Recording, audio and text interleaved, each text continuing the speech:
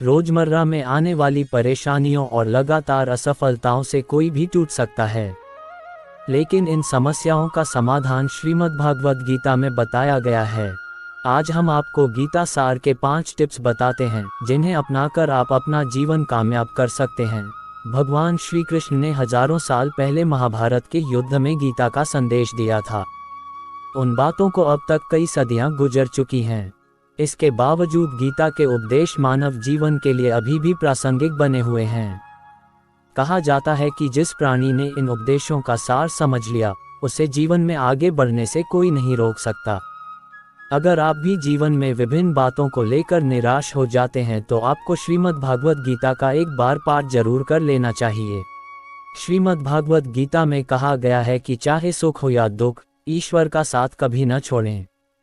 केवल ईश्वर ही आपको भव के पार लगा सकता है, आपकी सारी विपत्तियों को दूर कर सकता है।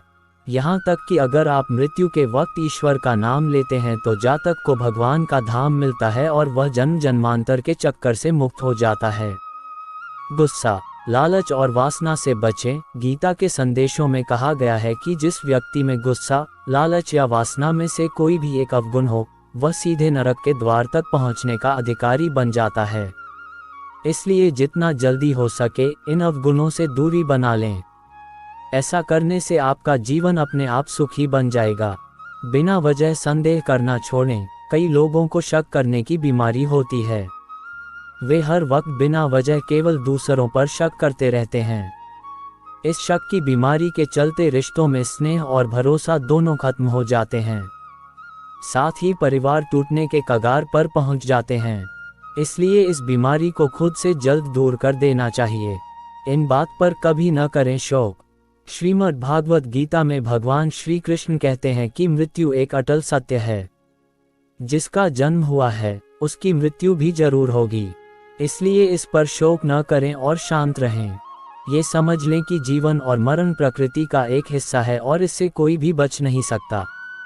निस्वार्थ भाव से समाज की करें सेवा। श्रीमद्भागवत गीता में कहा गया है कि प्रत्येक प्राणी को ईश्वर ने बुद्धि प्रदान की है। इसका इस्तेमाल नेक कार्यों को बढ़ावा देने में करें। बुद्धिमान होने के बावजूद अगर आप निस्वार्थ भाव से समाज की सेवा करने के बजाय षड्यंत्र रचने में लगे रहते हैं तो आपका मान सम्मान और धन दौलत दोनों चले जाएंगे। इसलिए इस मुद्दे पर सचेत हो जाएं और अच्छे कार्य करें। श्रीमद्भागवत गीता के अनुसार आनंद हमेशा मनुष्य के भीतर ही होता है, परंतु मनुष्य उसे बाहरी सुखों में ढूंढता है। भगवान की उपासना केवल शरीर से ही नहीं बल्कि पूरे मन से करनी चाहिए।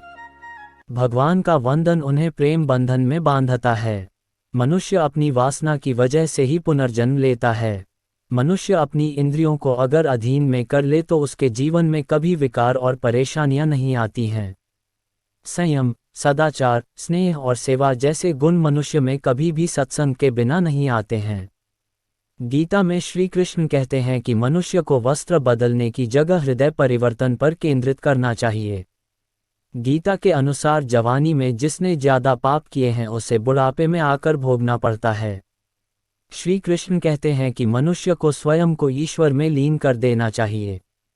ईश्वर के सिवाय मनुष्य का कोई नहीं होता है। इसके साथ ही यह मानकर कर्म करना चाहिए कि वह भी किसी का नहीं है।